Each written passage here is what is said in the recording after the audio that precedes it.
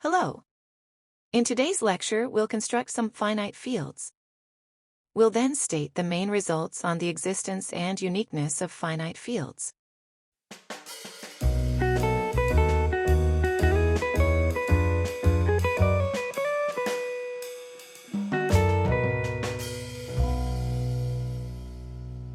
I'll recall here some fundamental facts about polynomial rings. I've already stated the factor theorem, which says that x minus c is a linear factor of a polynomial f, if and only if c is a root of f. Polynomials cannot have too many roots. More precisely, if f is a non-zero polynomial of degree n, then f has at most n roots in the field f. Finally, polynomials have unique factorizations. More precisely, the polynomial f can be written as a constant times a product of monic irreducible polynomials, where the product is unique up to rearrangement of the factors. I'll remind you that a polynomial is said to be monic if its leading coefficient is 1. For example, this polynomial is monic. Let's construct some new finite fields. I'll summarize the discussion from the previous slides in the following theorem. Let f be a polynomial over Zp that's irreducible over Zp and has positive degree n. Then the polynomials over Zp modulo f is a finite field of order p to the n and characteristic p. The field elements are the polynomials over Zp having degree less than n. Here's our first example of a finite field of order 4. 4 is 2 squared, so here p is 2 and n is 2. To construct the field, we need an irreducible polynomial over Z2 of degree 2. We can select f to be x squared plus x plus 1. This polynomial has coefficients in the integers modulo 2. It has no roots in Z2 because f of 0 is 1 and f of 1 is also 1. So by the factor theorem, f has no linear factors over Z2, and thus it must be irreducible over Z2. So the set of polynomials over Z2 modulo this irreducible quadratic is a finite field of order 4. The elements of this finite field are the polynomials over Z2 of degree less than 2. I'm omitting the square brackets from these equivalence classes and just using the representatives to denote the 4 equivalence classes. Here's an example of addition in this field f. The field elements x plus x plus 1 is 2x plus 1. But since 2 is congruent to 0 modulo 2, I can omit the 2x term and just say that the sum is 1. Here's an example of multiplication. The product of x and x plus 1 is x squared plus x. I want polynomials of degree less than 2. So I'll divide this polynomial by the reduction polynomial x squared plus x plus 1. I can do this by simply subtracting the modulus from x squared plus x. The remainder is 1. And so I write that x times x plus 1 equals 1.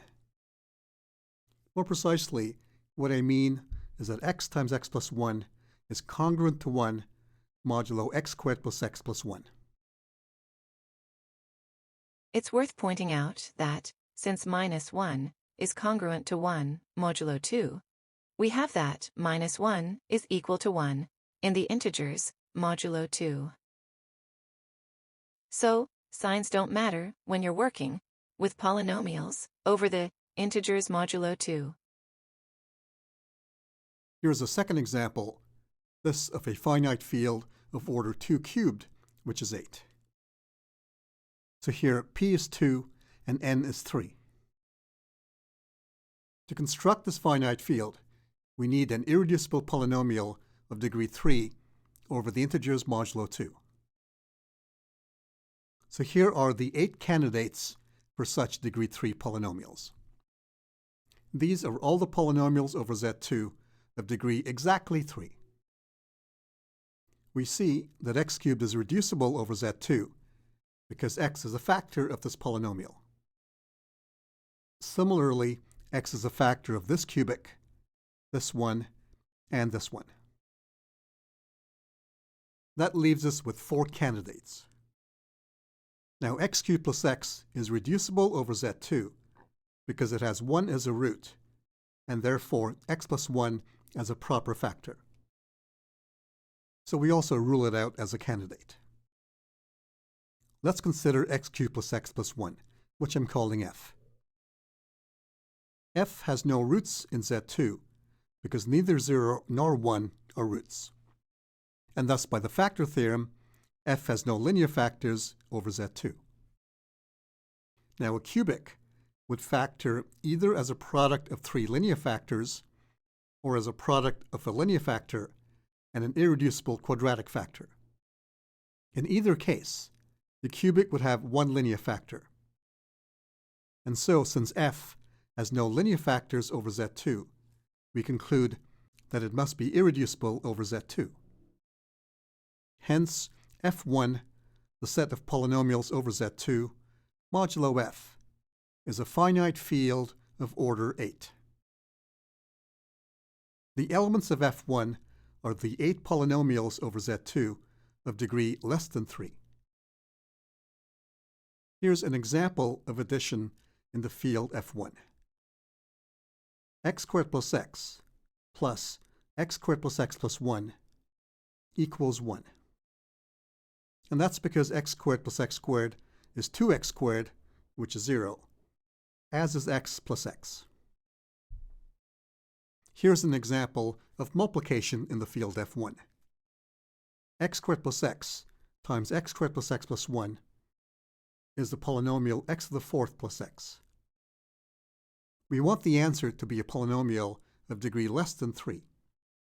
So we divide x to the 4th plus x by the modulus x cubed plus x plus 1 to get a remainder of x squared. And so in the field f1, the product of these two field elements is x squared. Again, formally I mean that the product of these two polynomials is congruent to x squared modulo x cubed plus x plus 1. Here's an example of inversion. The multiplicative inverse of x is x squared plus 1. And that's because x times x squared plus 1 is x cubed plus x, which gives you a remainder of 1 upon division by the reduction polynomial. Coming back to our list of candidates for irreducible polynomials of degree 3 over Z2, there are 2 more we didn't consider.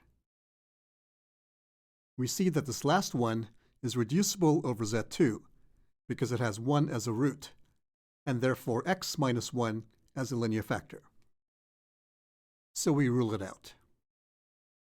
This leaves us with 1 more candidate, which is irreducible over Z2, because neither 0 nor 1 are roots of x cubed plus x squared plus 1. So we could have chosen the second irreducible cubic to define the finite field of order 8. I'll do this in the next example. All right, here's our second construction of a finite field of order 8. Again, p is 2 and n is 3. As I noted earlier, x cubed plus x squared plus 1 is irreducible over Z2. And so f2, the set of polynomials over Z2, modulo x cubed plus x squared plus 1, is a finite field of order 8. The elements of f2 are the polynomials over Z2 of degree less than 3. You'll recognize these elements as being the same as the elements of f1. However, f1 and f2 are not the same field. For example, in f1, x times x squared is x cubed, which leaves a remainder of x plus 1 upon division by the reduction polynomial x cubed plus x plus 1. On the other hand, in F2, x times x squared, which is x cubed, is x squared plus 1, since x cubed leaves a remainder of x squared plus 1 upon division by the modulus for F2. This is not surprising, since multiplication in the first field F1 is with respect to the reduction polynomial x cubed plus x plus 1, whereas multiplication in F2 is with respect to the other reduction polynomial x cubed plus x squared plus 1. So F1 and F2 are in fact different finite fields. However, it turns out that F1 and F2 are essentially the same. More precisely, they're isomorphic to each other. Formally, two fields F1 and F2 are isomorphic to each other if there is a bijection phi from F1 to F2, which preserves addition and multiplication in the following sense. For all field elements A and B in the first field F1, phi of A plus B equals phi of A plus phi of B. And also phi of A times B equals phi of A times phi of B. And so we conclude that F1 and F2 are different finite fields, but in fact they are essentially the same. I'm now ready to state our main results about the existence and uniqueness of finite fields. Here's a fact that I will not prove in this course. Let P be a prime number and n a positive integer. Then there exists an irreducible polynomial of degree n over Zp. Given such an irreducible polynomial f, our construction of polynomials over Zp modulo f gives us a finite field of order p to the n. And so I can now state the following theorem. There exists a finite field of order q if and only if q is a prime power. If q is a prime power, then the previous fact lets us construct the finite field of order p to the n using this construction. Whereas if q is not a prime power, then the main theorem from lecture V2b showed that there does not exist a finite field of order q. And so this theorem completes a picture of the orders for which finite fields exist. Here's a second fact that I will not prove in this course. Any two finite fields of the same order are isomorphic to each other. And so we'll denote the finite field of order q by GFQ and call it the Galois field of order q. In slides 44 and 45, we saw two ways of representing the finite field GF2 cubed. These fields are different fields, but they are isomorphic, and so we view them as being essentially the same. In V2e, we'll study some important properties of finite fields.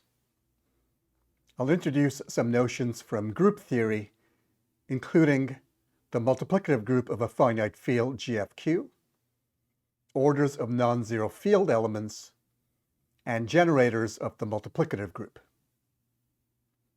This will be the last of our 5 lectures on finite fields.